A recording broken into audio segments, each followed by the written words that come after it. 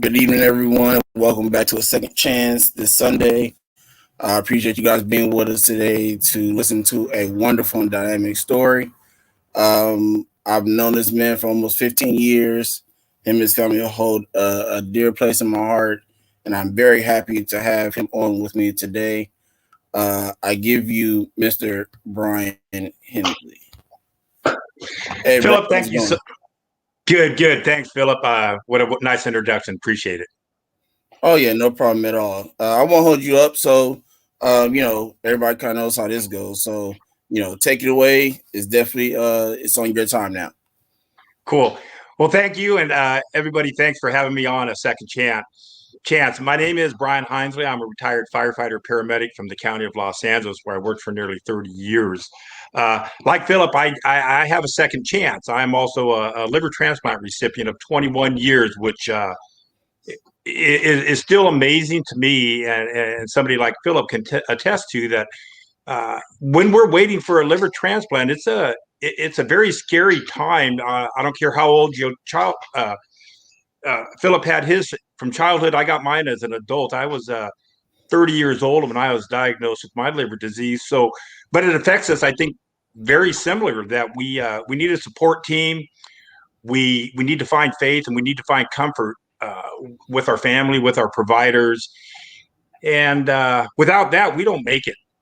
I was a young fireman and just landed my dream job with the LA County Fire Department. I was on my way, and things were breaking my way, and all of a sudden, I found myself to be lethargic. Couldn't work out the way I wanted. I wasn't keeping up at work, and I knew something was wrong. Went to the doctor, and he had diagnosed. At first, they diagnosed me with a lymphoma, and I thought, wow, my life's going to end quicker than I thought. I have lymphoma. It took about a year or two for them to diagnose. I had autoimmune hepatitis. Autoimmune hepatitis. The cure for this was a liver transplant. For a young man at 30 years old, I'm not married. I don't have any kids. I don't really have anybody to turn to. Some friends at work, and a lot of decisions I had to make. And I made some really good decisions, and I made some really poor decisions. Fortunately for me, as I was going through this journey, my wife and I got together. We had a daughter, and now I had a support team. I had a wife with me who could help me see clearly when I wasn't seeing clearly. Pre-transplant, we take a lot of medicines, and some of them are very harsh, and they mess with our mind a little bit, especially the prednisone, the steroids, and they were not letting me make a clear judgment. They were making me act out and not seeing the direction I needed to go. So that support team being there is huge. So anybody in these shoes, that you find yourself in these shoes, get your support team with you, and you ask a lot of questions. You ask a lot of questions not only of your family and your friends, but of your healthcare team. And when you go to church, you ask questions there too. And you get on the right track. You digest all this, and you get moving forward. As my disease progressed, my body changed tremendously. I was when I hired on the fire department, I was 6'3" and about 210 pounds, and I could do anything that anybody else could do. And I felt I was 10 foot tall and bulletproof. And that came crashing down as I started losing weight and losing strength, and the medicines I was taking and the liver disease was taking its toll on me. My body began failing. And after 7 years of this, I was diagnosed 7 years after I was diagnosed. My illness became so bad, I had to be taken off work. I could no longer work. I'd lost a ton of weight. I'd lost all my energy, and I had zero strength. And I was now a detriment to the LA County Fire Department, not an asset. And I couldn't do my job anymore. I couldn't think clearly. I was a paramedic. I advanced to paramedic also, and I couldn't stand the rigors of that anymore. So I was asked to go home, and it was devastating. I had my family, but I had my career job, and it was just taken away from me. And I was scared to death. I thought, I waited my whole life to be a fireman, and then a fireman paramedic. That's all I ever wanted to do. And that had been taken from me. And I asked my doctor, first thing I asked him is, will I ever return back to work as a fireman? Will I ever be able to be a paramedic and help other people? And his answer was, I don't know. It's never been done. So we don't know. How about we work on getting you healthy? So the years went on. I was off work for 3 years. But every time I'd go into the doctor, I'd ask them, hey, will I ever be a medic again? Will I ever be a fireman? I want to serve my community. That's my goal in life. And the answer was, I don't know. So along the way, during those 3 years, my body deteriorated to the point where um, every week I had 14 liters, 38 pounds of ascites drained from my abdomen. I had it done every Thursday at Kaiser Sunset in Los Angeles. 14 liters of fluid had to be taken out of my body. And I would go home and it was very physically draining. My weight had dropped from 210 pounds to 150 to 130. And I was withering away to nothing, and I knew it. My family knew it. My friends, when they came, my wife had to alert them. And a lot of us need to think about this when we go to the hospital, because I know, like Philip, I go visit people in the hospital quite a bit. They know they're sick. Um, don't talk about their illness. Don't go in there with this shock, because we know we're sick. And when you come in there like you're saying goodbye, like, oh my goodness, this person's going to die, it hurts. It hurts us when we see that look in your face, that uh, the pain. We know we're sick. We want to be happy. For that moment when you come visit us, be happy. Share something good. What's going on in your life? What have we done in the past? Why are we friends? But if you came to say goodbye to me like I'm going to die, it hurts. And it doesn't help us that day. So my wife would intercept people at the door and say, hey, you better go in with a smile on your face and shake them around, and just talk about what y'all are, know each other through. But don't be saying goodbye to them. And when I know, like Philip, when I go see somebody in the hospital, we know they're sick.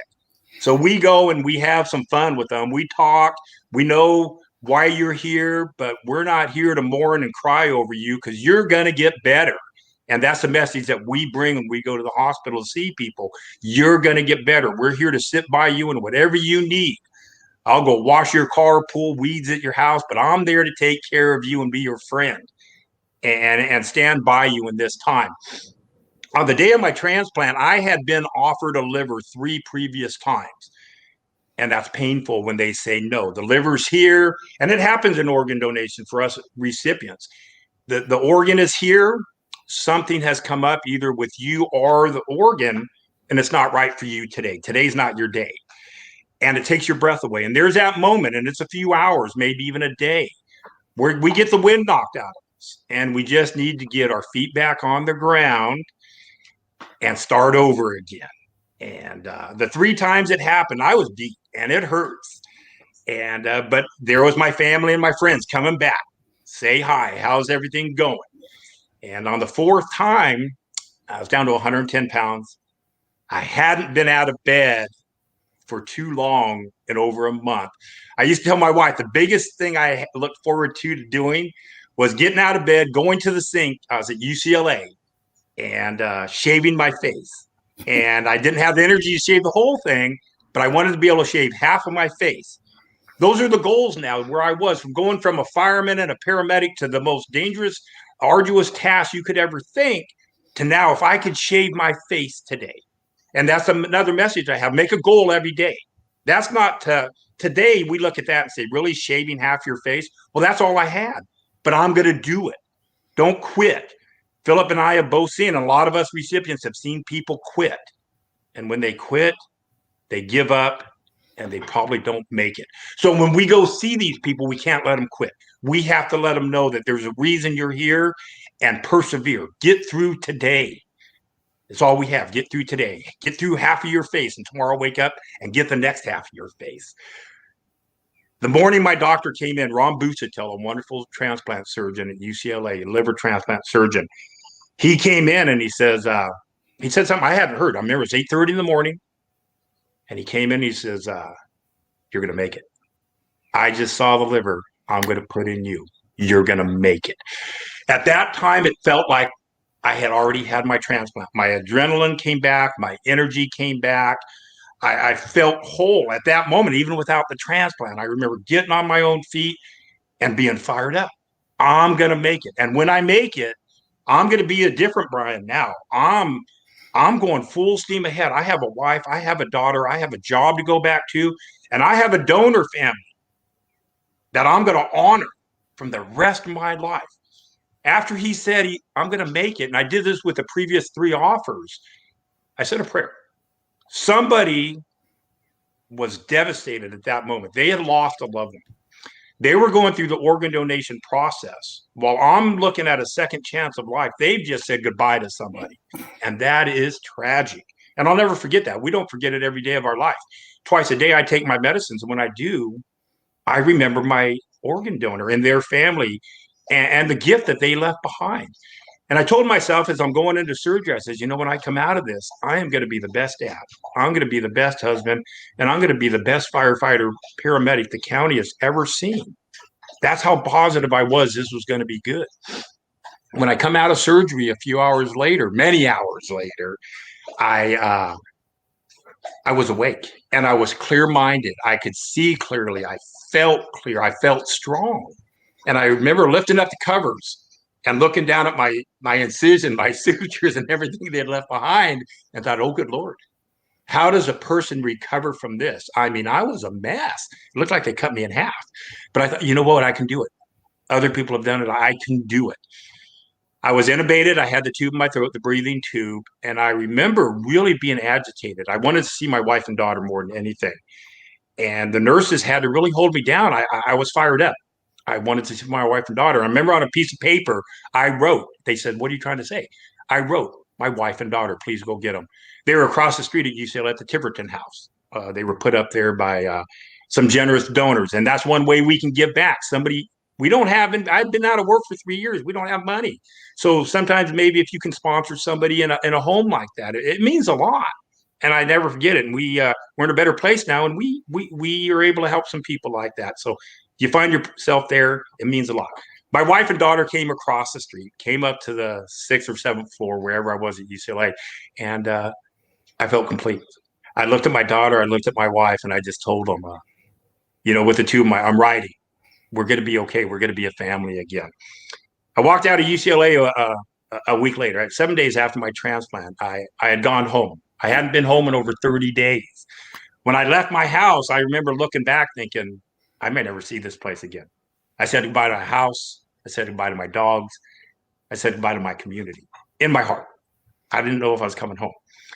When I went home, it was one of the most amazing things. This gift that we had received from an anonymous donor was now on its way to doing some amazing things. And when I look at Philip, when I met him when he was a young man over 15 years ago, he exemplifies the same thing. A lot of us recipients do the same thing. We feel this passion inside that we've been given this gift, and it's not going to sit idle. We are going to do things. We're going to make a difference, not only in ourselves, but in our community and everybody we know. As I'm at home, all I can think is, well, I'm at home. Now I have to go back to work. Now I have to find out for real, is this a possibility? Shortly, we go back to the doctor, and I ask them the same question. I mean, I'm all beat up and bruised up and sutures. I don't even remember how many, but there's a lot. And I says, hey, can I go back to work as a fireman? And he's like, dude, look at you. You're all busted up. Why don't we worry about healing? I said, well, we're going to heal okay. What are the prospects? He says, well, I'm going to tell you something I haven't told you before. I've researched this. We don't know, and we haven't found that any firemen or paramedics have gone back to active duty after a liver transplant. There's a lot of things now. We take a lot of medicines, immunosuppressive drugs that do different things to us. Are we more prone to getting sick? And as a fireman and paramedic, we're in the worst of these situations where all this nasty stuff's around. You may not do well. It may be detrimental for you to do it. We don't know. All right. So I'm getting healthier and healthier. I'm getting some weight back. I'm getting stronger. I'm walking. I'm exercising. My sutures are coming out. All the post-transplant stuff's finally leaving my body, and the medicine's getting reduced. And 3 months after my transplant, I went back to the doctor again. I says, hey, what do you think? He says, you know what? And by this time, we're good friends. And he says, I'm tired of this. A year. Give it a year before you ask me that question again. All right. I came home, and the wife says, well, what did Dr. Donovan say? I says, and I lied. I says, he said there's no worries. I should be able to go back 6 months after the day of my transplant. And he just said a year. So she knew I was lying, and she knew that I was anxious. But I set a goal for myself. Again, half of the face, I'm setting a goal for myself. 6 months, I'm cutting in half what he recommended. But now I'm starting to get my strength back. I'm exercising. I'm able to swim and ride my bike and do some walking. That's important to us, right? Philip was a big high school athlete. He didn't want to lay down after his transplant. He needed to get back on his feet and do what Philip does. And I say that because he's here with us today. But it's so many of us recipients. Philip and I know through knowing each other for so long, the message is the same. We're not made to lay in bed. We survived for a reason. We need to get on our feet. And we need to prove not only to ourselves, to the community, but to our donor family that this thing works. 5.5 months after my transplant, I go back to the doctor again. And now I'm really big. And he's never met this Brian before. He's always known sick Brian. I'm almost back to 200 pounds. And I'm big and I'm strong and I've really worked out. And he's never seen me before. And I walk in and he's like, "You look different today." And I says, "Yeah, today's the day, man." I got 2 pieces of paper. And he says, "What are we doing?" I says, "Well, one of them is a party at my house next week. And it's celebrating my return to work." And he's like, "What?" I says, "The other one is this piece of paper you have to sign. The county says before I can go back to work, you have to say it's okay." He came to the party. He signed the form. And 6 months and 1 day after my liver transplant, I became the first firefighter paramedic in our country to return to active duty, no restrictions. And that's an amazing feat from where I was 6 months ago to think that that can happen. That was because of an organ donor. That was because of our healthcare facilities. That's because a prudent patient taking the medicines exactly, precisely how they prescribed them to me and eating exactly what they said to eat, this transplant worked. So we have to be our best advocates after transplant. They give us the medicines for a reason. It's not for us to miss the medicines or question the medicines. It's for us to take them. When we say you're on this diet for this reason, you have to stick to that diet. A side note to going back to work, after my transplant, going back to work, I have had calls from at least 10 firemen in this country who have had liver transplants and called me and asked, "How are you doing after a transplant? What hurdles did you have to jump through to get back to work? And do you recommend it for us?" And the first thing I say, if you think you can do it, then do it. When we're being honest to ourselves, we know if we can do it or not. And if you believe you can, then you go back. And that's with any job. I don't care what it is. We've had basketball players go back and play in the NBA after liver transplant. Sean Elliott, Alonzo Mourning, right? They've all gone back and played at a competitive high level. Chris Klug won a snowboard medal in the World Olympics for snowboarding after we received. So if anything's possible, right? But we know what we're capable of. One of the things I will say out there is there's hurdles, and our job is scared to death of us because they don't want to be liable for us. And a couple of firemen I've had to tell this to, they've exhausted all means. It says my job won't let me back, even though my doctor signed me off. And we had to pull the big guns out. And we pulled American with Disability Act, ADA. And as soon as they pulled that out, their job let them back. It's because they didn't know, and they're afraid of us. We have this huge scar. We got a bucket full of medicine that we take, and they don't know. All of these firemen are doing well. 5, 6, 7, 8 years after transplant, everybody's doing well. So because somebody says no, and your doctors believe that you can, there's hurdles that we have to jump. And that's why we network. That's why I'm on this show today, to help somebody along the way. Philip has a ton of experience as a young child going through what he went through, childhood kidney disease, me as an adult. So that's why we're doing this today, is to share our story, not to say, hey, like how great we are, but we've been down a road now that has given us so much experience that we want to share it with you. After going back to work, it is amazing. I'm looking around like I'm limitless. I feel better than before. I am 100%. As a medic, as a fireman, I am more compassionate because as a patient, we learn what compassion is. Our nurses We're not, I've never asked Philip, but I know I wasn't the best patient. I was ornery and cranky, and I wanted out of that hospital. And yet they had the patience with me. And that's the kind of medic I wanted to be.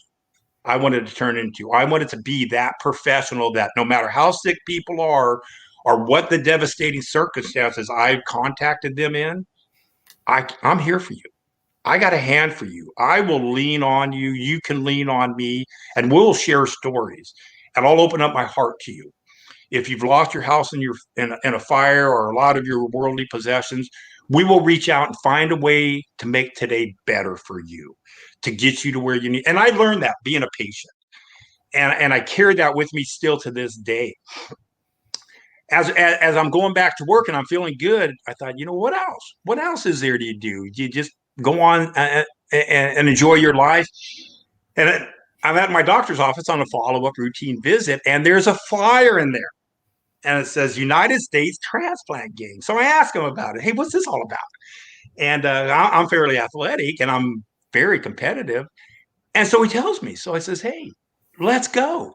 I get my wife and my daughter, and we join the Team Southern California transplant team. And that's where I met Philip. And we have these meetings, and we're going to Minneapolis, Minnesota, and we got our group, and we're all hoorah, and it's a lot of fun.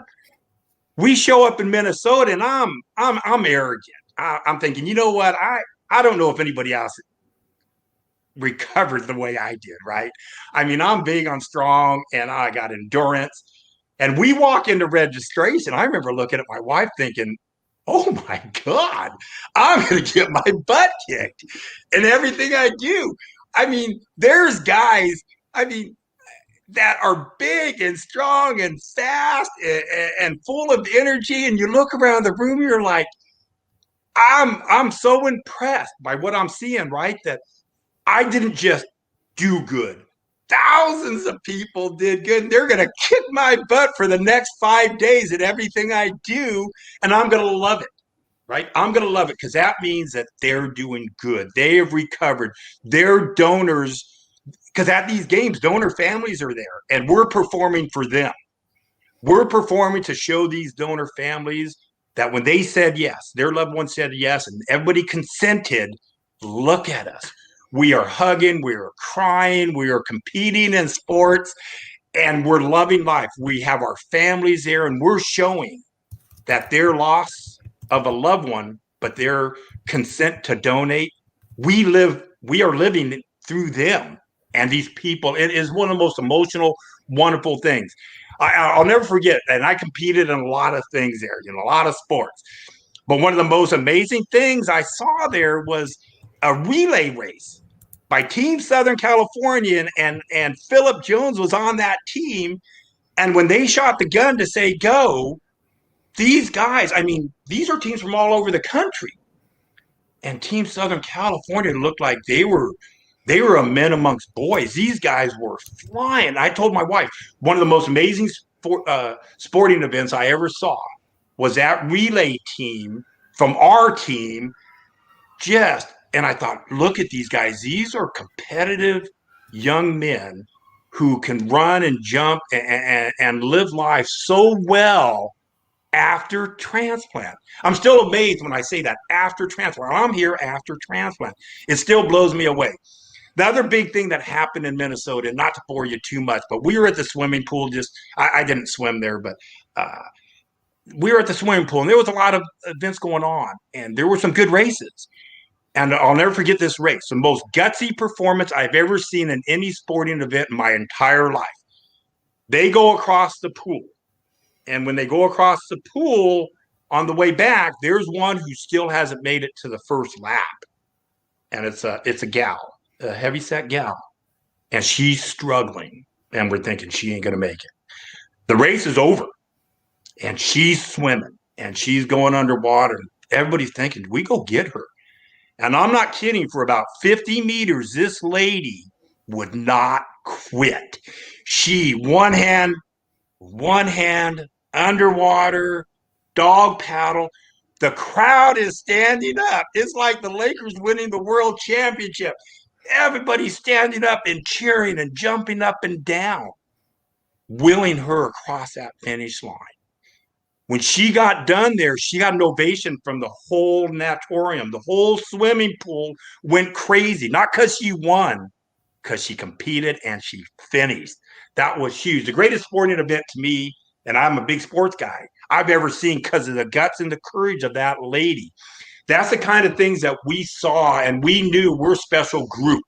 And our team, Southern California, was special because we had a lot of camaraderie. We had a lot of people from a lot of different areas in all of Southern California, but we had all one thing in common. We'd had a transplant, and we had a willingness to live and survive and share our stories with so many other people. That's where I've heard so many stories because we share. I know about me. I want to hear about Philip. I want to hear about Tom. I want to hear about all these other people and how did we all get together. And it's a strong bond, and we're a good group. And I feel fortunate to call myself part of that team. Um, after that, we went to a lot of games. We got a lot of energy, and we got a lot from it. And again, the competition was big, but talking to other recipients, and more importantly, the other donor families, to hear their stories, what their loved one was like. You see the buttons of the picture on them, and you ask them, who were they? What were they about? What were the circumstances that caused them to have to be an organ donor? And we've adopted about 100 families. You're my donor family, and I'm doing this for you today, and everything. It's a bond like you'll never see before. After the transplant games, I thought, I really want to meet my donor family, and that's an option. It's not going to happen to everybody, but it's an option. And so I asked how to do it. You write a letter, and you usually have to wait about a year. And this is 3 or 4 or 5 years later. It's a hard thing to write. How do you say thank you to someone that I'm doing good, but you lost somebody because I'm doing good? And so it's a hard letter to write. I remember I tried to write it. I couldn't. One day at work, I'm asleep in the dorm, and it comes to me. I don't know what time it was. It was late. It was dark. I got up, ran to the kitchen, pen and paper in hand, and I wrote my thank you letter, page and a half. I came home, showed it to my wife. She loved it, cried, and down the road it went. And about a year later, it had to be at least a year later, we get a return letter. And I know what it is. It comes from, Donate Life, One Legacy. Here's a letter. It's been approved. There's a whole big thing in there. Anyhow, and I know it's from my donor family. And I put it on the table, and I can't read it. And I'm like, I don't know. I'm scared. I don't know why. I can't read it. My wife, she's all in it, right? She reads this rascal, and she's tearing up and bawling. And I walk away. I come back the next day, and I look at it, and I get a couple lines. It says, hi, tells me his name. My name's Bryce. I have a son, John, or my name's John. I have a son named Bryce. And my wife. Down goes the letter, and out goes Brian out the door again. I can't read it. Somebody lost a wife. Oh my God. So another day, I come back and I read it. And he goes on to say how he lost his wife shortly after she gave birth to their only son, John, or to Bryce, to their only son, Bryce. And they had talked. Here's a big deal right here. They had talked to each other about organ donation, and both said if anything ever happened to one of us, we want to be organ donors. The biggest thing, if you want to be an organ donor, was said in that line right there. We talk to our family and our loved ones. We know that we want to be organ donors if something ever happens. They had talked. He says it wasn't a hard decision because I knew her wishes. We never expected it like this. Horrible situation. She gave birth. Shortly thereafter, she dies. She becomes an organ donor. He goes on to say another amazing thing. He says her family was 100% against it. They had lost their daughter, and they wanted no part, and it felt no way in a giving mood. I get it, right? I'm not feeling like giving anything because something so beautiful to me has been taken. Heart-wrenching, right? But he stood his ground and honored her wishes. Caused a big family fight. He says about a year later, her family comes up to him and says, "Thank you. Thank you for being the strong one to honor our daughter's last wish on earth to be an organ donor. We get it. At the time, we didn't. There's no chance after a year. She can't be an organ donor." They had talked. She had saved my life. I asked at UCLA, when did the next O negative liver come through your doors? It was 7 days, a week later. I had 24 hours to live when I got mine. I wouldn't have lived had they not talked about being an organ donor. He stood his ground, honored her wishes. A year later, the family realized he had done the right thing, right? And everybody's happy now. They're happy. I'm extremely happy and grateful every single day. And after I found out it was a female, and I'm still at work right now. We play a lot of sports, racquetball, volleyball, basketball, and I'm competitive. And I'm an older guy now at work. I'm in my mid 40s, and the guys there are 20s and 30s. And I used to always ask them, "How does it feel to get beat by an old female? How does it feel that you're out there playing racquetball and basketball and volleyball, and this old transplant guy with a female liver inside of him is better than you?" And I used to say that to get them to exercise more, to get them to be more competitive. And the number one reason I said it, because I'm so doggone proud of her and having a female liver inside of me, again, showing that gender doesn't matter. It's compatibility when it comes to transplantation. How compatible are we with the organ? I carry a female liver inside of me, and her and I are best friends. One other thing the man wrote in there, he said his son hopes to be a fireman someday. That when he sees a fire engine go by, he always waves and says, "Someday, Dad, maybe I'll be a fireman." I never got to meet him in person, unfortunately, and situations came up that it never happened. But one thing he told him that he used to say, he told his son, "Your mom's a fireman. Your mom's a fireman. She's going to be a fireman. She's going to be a paramedic. If this young man ever does become a fireman, I would sure like to go and sit on a fire engine with him, even though I'm retired, and tell him your mom was a heck of a firefighter. She was a heck of a paramedic, and she's doing really good in retirement. That part of you, your mom, was a fireman, and she was a good one." So that was just amazing, hard letter to read. When I say I read it, it probably took an hour because I was bawling my eyes out because I'm alive and well, and this man's doing okay. But this young child doesn't have a mom, but her legacy lives on, and it's through me. I was able to finish my career. I finished my career. I worked longer with a transplant.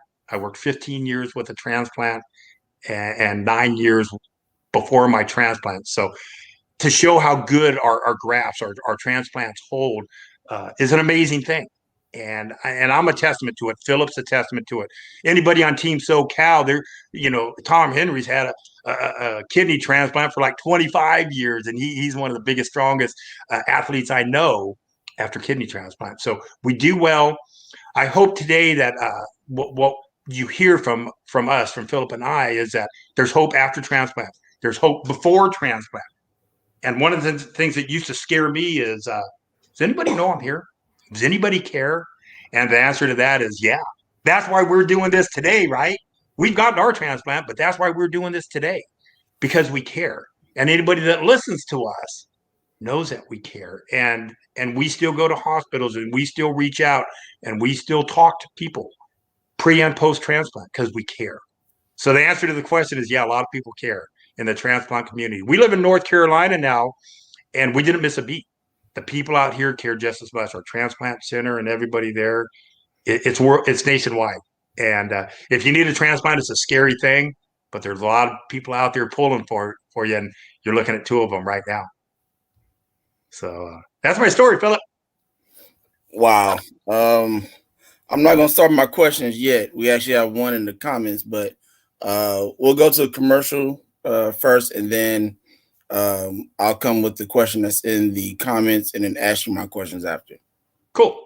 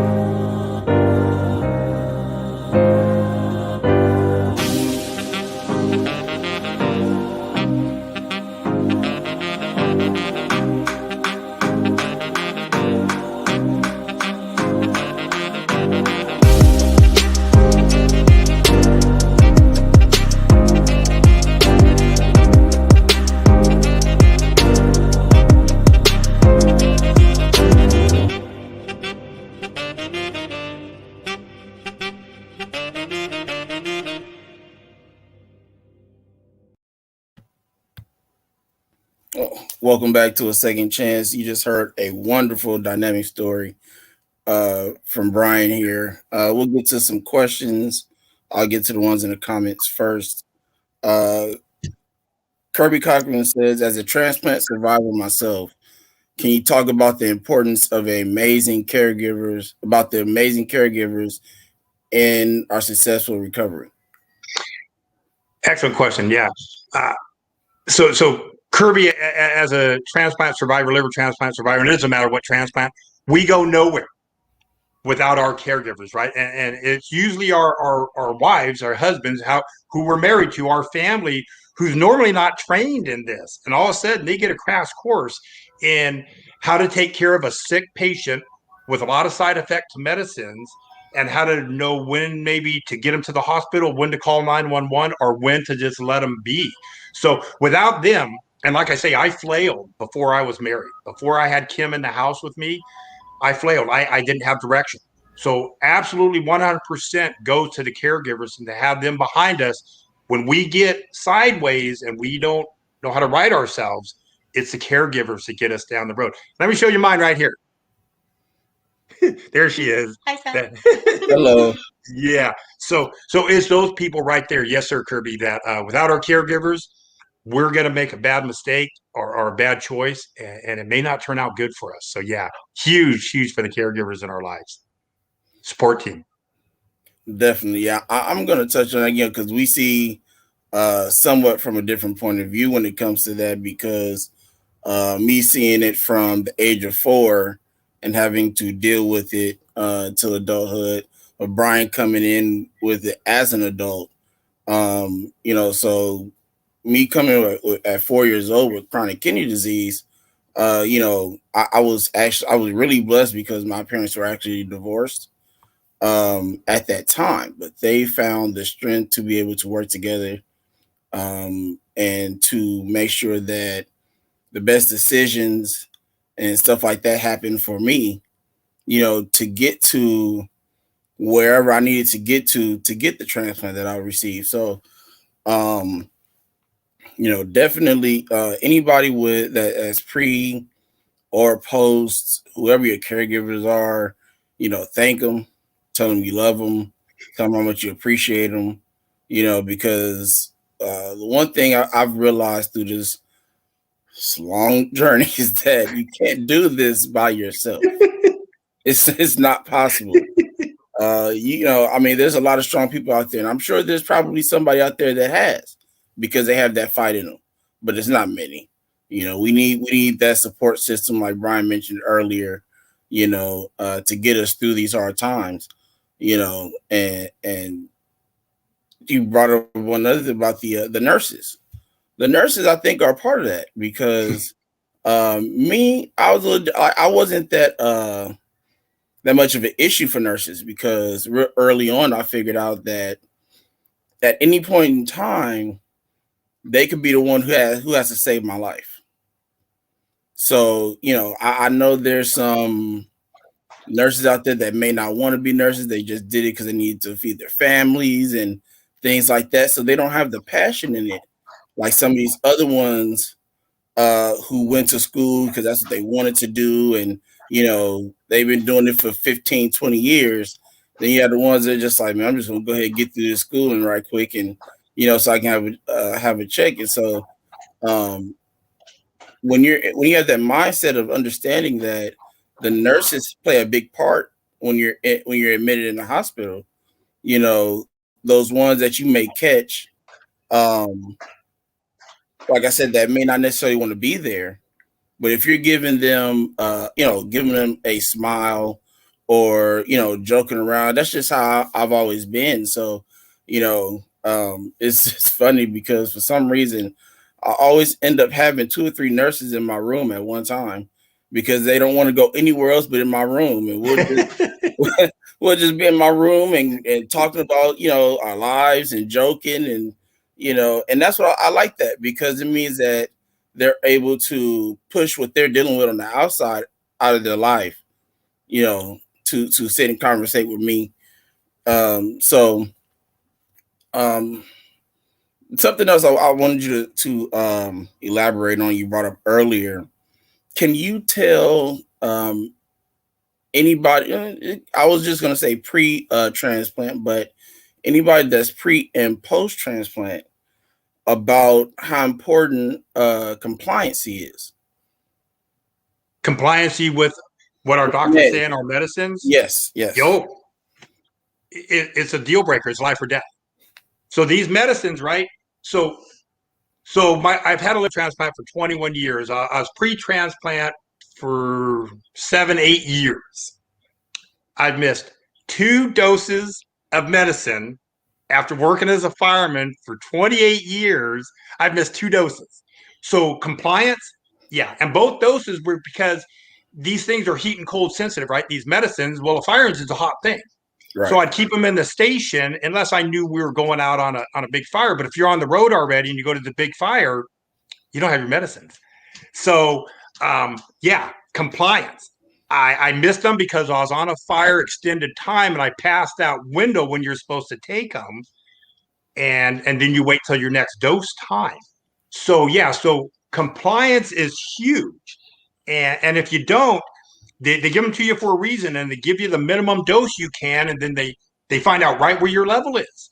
And if you don't take them, issues can and probably will come to you sooner than later. So absolutely, you do what the doctors say, what the nurses say, and you take the doses you're prescribed so that you can live for as long as you can and as healthy as you can by taking the right dose of medicine at the right time.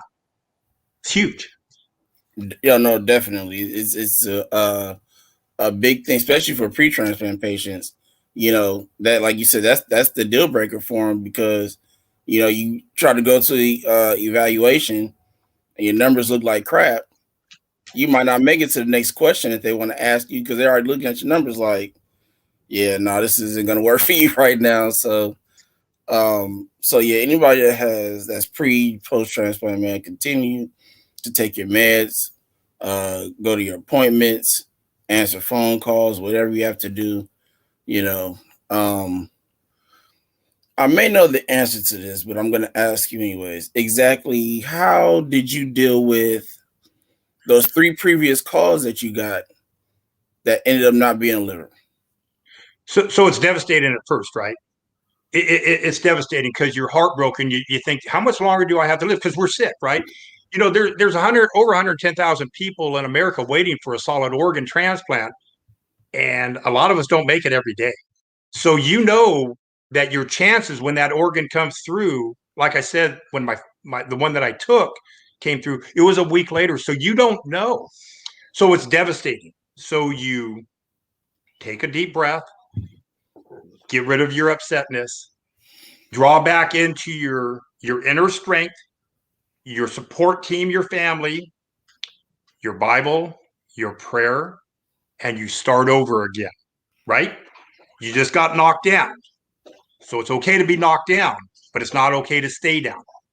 It knocks the wind out of us, and then we have to get back up sooner than later. Because if you go into too much of a depression, and Philip, you touched on a really interesting thing there, you're being evaluated constantly. And if that evaluation shows up that something maybe isn't right, you could be put back on that transplant list for whatever reason. You could get sicker, things can happen. So you have to stay in that right frame of mind. So, yeah, so you're right, Philip. It's devastating.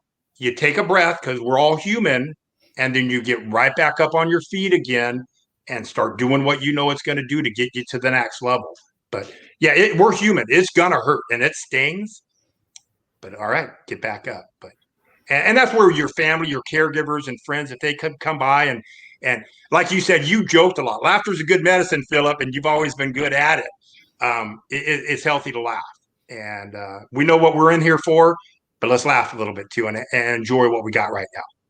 It's huge. Definitely, definitely. Yes, sir. Sharon made a statement earlier in the comments that says, yes, it takes a village. Exactly.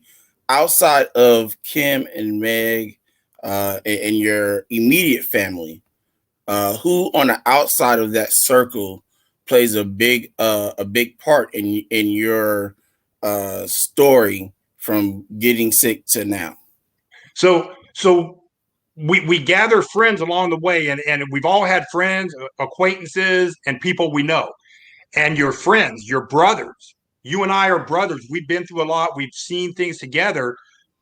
Those are the ones who were there, and they can all talk to you differently.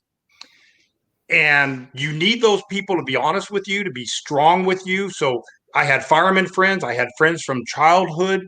I had my doctor became a good friend, and we could talk very frank.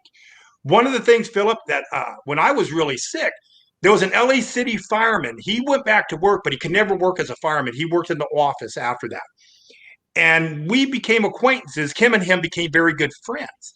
And I was doing bad. I wasn't having a good time, and I was not in a good place. And he called me up, Philip, and lit me up. I mean, lit me up like only a fireman could and a transplant recipient could. And that was a changing event in my life because I was making bad choices. And he lit me up and challenged who I is, my integrity, my faith in God, my integrity as a fireman, my husband skills, my father skills. And he went after me. And I thought, you're right. Get out of what you are and get down the road again where you need to be. So yeah, so we draw friends and we don't know where they're all going to come from. Because I'm going to tell you what, Philip, some of the people that we think are great friends, they disappear when the going gets tough, right? And there's Yep, other people you say, wow, this was just an acquaintance, but now he's at your side or she's at your side every step of the way. So it you learn a lot about people when you get sick and the people that come around it, and then you become lifelong friends after that because you got a bond. definitely, Yeah. definitely. Yeah, I one of my pediatric nephrologist when I had my transplant, we were really good friends as well. Because I had mine at UCLA also. So, um, Dr. Robert Edinger was like, he made that transition so easy for me, having to go in all the time until we got to like every other month or whatever. And he's actually the reason that I went to that first games in 2008.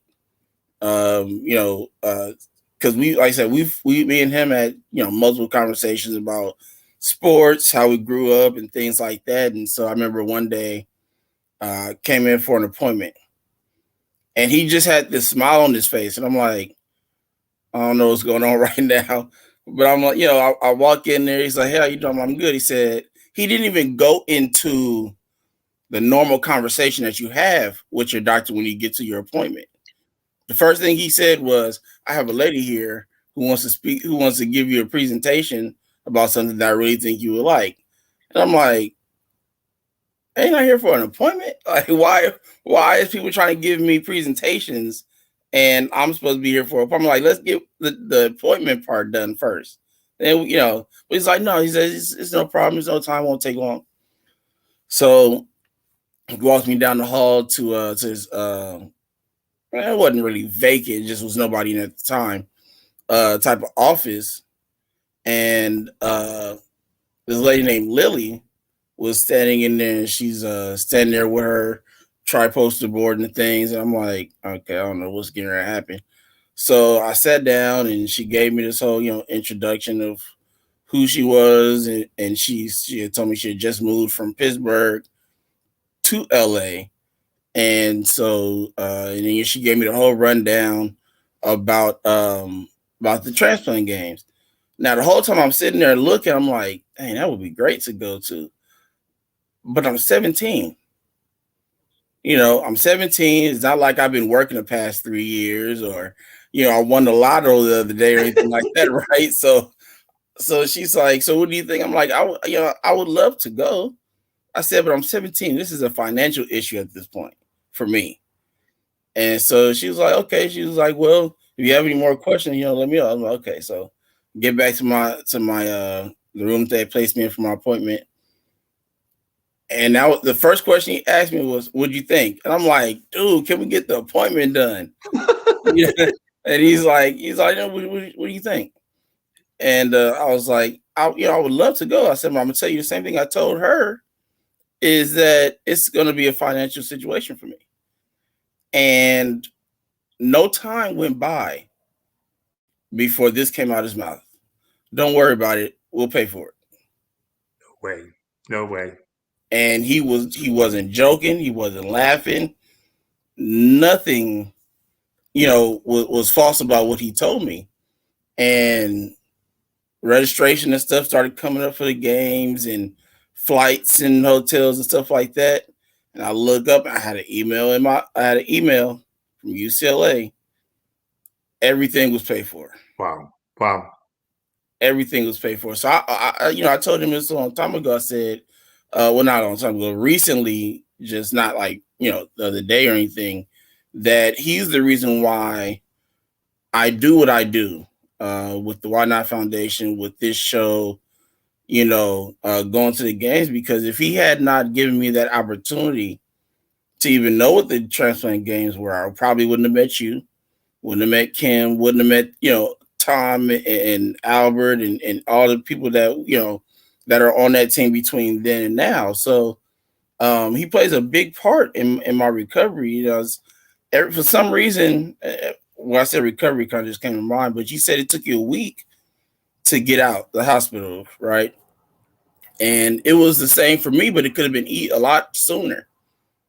They let me sit in bed for 3 days before telling me that I can't leave until I start walking.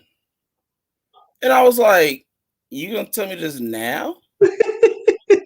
I was like, "Okay, gotta go." Got out of bed and I'm hurting still, but I'm like, "Man, I'm walking. I gotta have to get out of here. I can't sit in here long."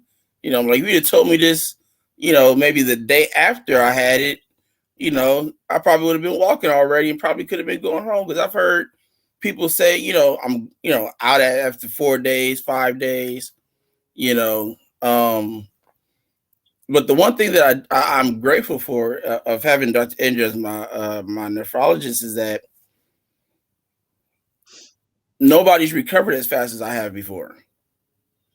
It was, normally they say, "Oh, you can't go out and do this for this long," and I think like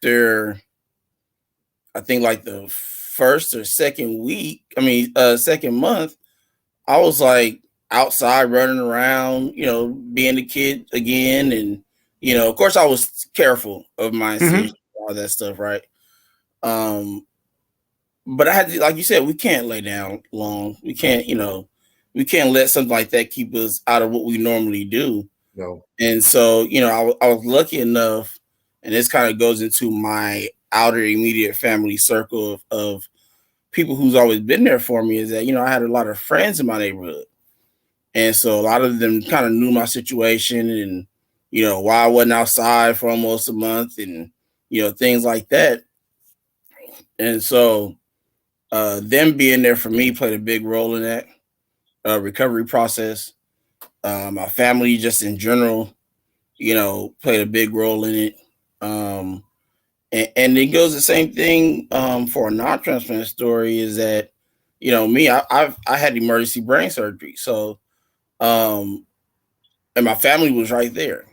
I had family come out from Ontario, from Ona, distances just to come sit with me, pray with me, and things like that. So, we the two of us were definitely blessed when it comes to the caregiver, family support family position. So, read what this says. Have you been able to see the comments that I've been bringing up on the screen? If you've been putting them up, I don't have my glasses on, so I haven't been able. They're probably on here, but can you see that?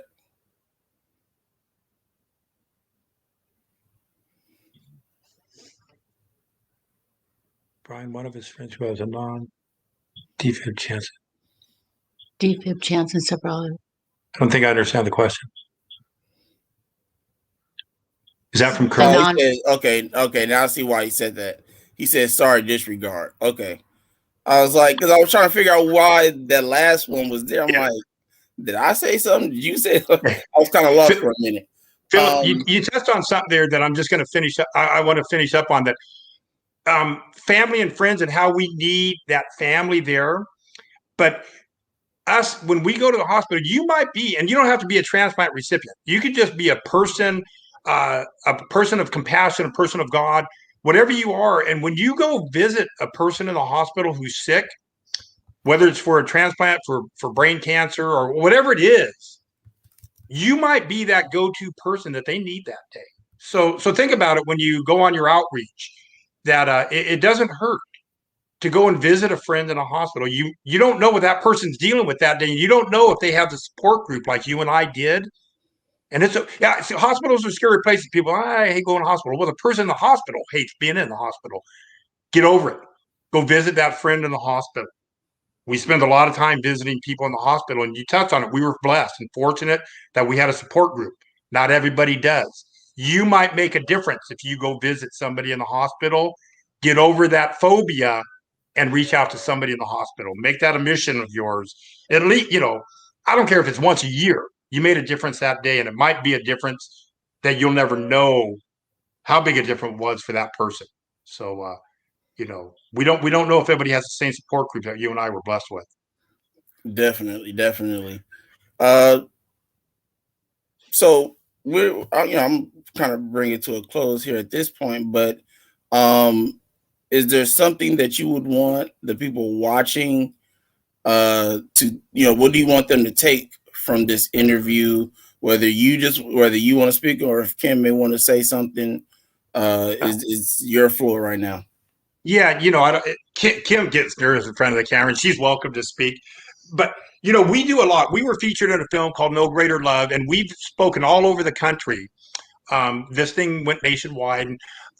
So we became out there a lot and speaking to a lot of groups. I have never once asked somebody to be an organ donor, but what I've asked them is research it. What is it about? What does it mean? And if it's right for you, then sign up for it. And when you sign up for it, tell your family, tell your friends, tell your mom, your dad, your spouse, your kids. But it's a personal decision. And I would never say you have to do it. That's not who I am. But what I'd like you to do is be educated in the organ donation process and what it means to be an organ donor. And that as a paramedic, we're not going to let you die on the street because we think you're an organ donor. It doesn't work like that, right? So talk about it with your family. Is it right for you? Is it not right for you right now? It might be not right today, but tomorrow it is. It's a personal decision, but have that discussion. And when you're done, we're good, right? I would never tell somebody yes or no, but if it's right for you, do it. Just research it and be educated with an educated answer why you're yes or no. And that's all I got to say about that. But I'm alive today. You're alive today because of an organ donor. And my friend Kirby and Mona, I saw her on there. Sarah had a heart transplant. She's alive today. So there's a lot of good people out there doing a lot of great things because of the donation process. And we could have all the hospitals and doctors and transplant teams in the world, but without organ donor awareness and people signing up, folks like us, we're just not here anymore. So definitely. I agree with that 100%. Definitely converse with your family, whether it's just your kids or your husband or your wife, your immediate family of how you want to go down that road. That's, I'm similar in that situation, but I do, I guess, kind of say advocate for it, as in saying, yeah, you should be an organ donor. I might not say that personally directly to somebody, but it may be in a situation like this, whether I may be, the person that, somebody interviewing me or something like that, where, I'm telling people, yeah, you should be an organ donor. It's something great to be able to give somebody that second chance, even though I understand the heartbreaking at the same time. correct. Like you brought up about your you writing your letter. I had that conversation actually the other day with somebody, and I said, it's like you're stuck between a rock and a hard place, because you want to tell these people like, hey, I'm going to school, I'm working, or I've started my own business, or I'm doing this, I'm doing that. But at the same time, you real quickly remember that that person lost somebody It's huge. for you to still be here, you know.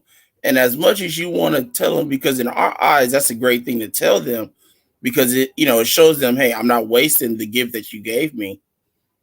But then at the same time, they're thinking like it probably shouldn't have been a gift in the first place, so they can still Yeah, be here, yeah, right? yeah, And yeah. so it's a tough situation to be in. You know, I never wrote my letter because of that same reason.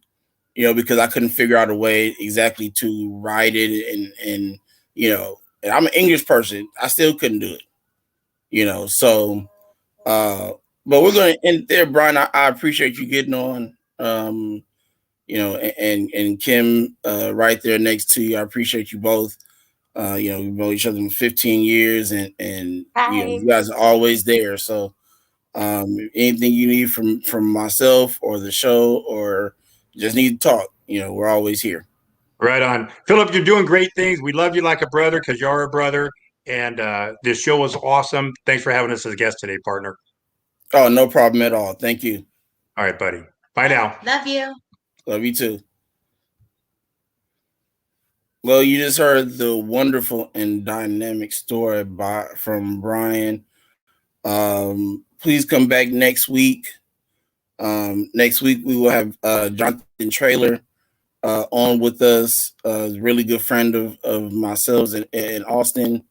Um, you know, tomorrow, Motivational Mondays will be on our YouTube channel, Second Chance, and we hope that you can check that out as well. Please have a wonderful, safe, and blessed Sunday, and have a great week.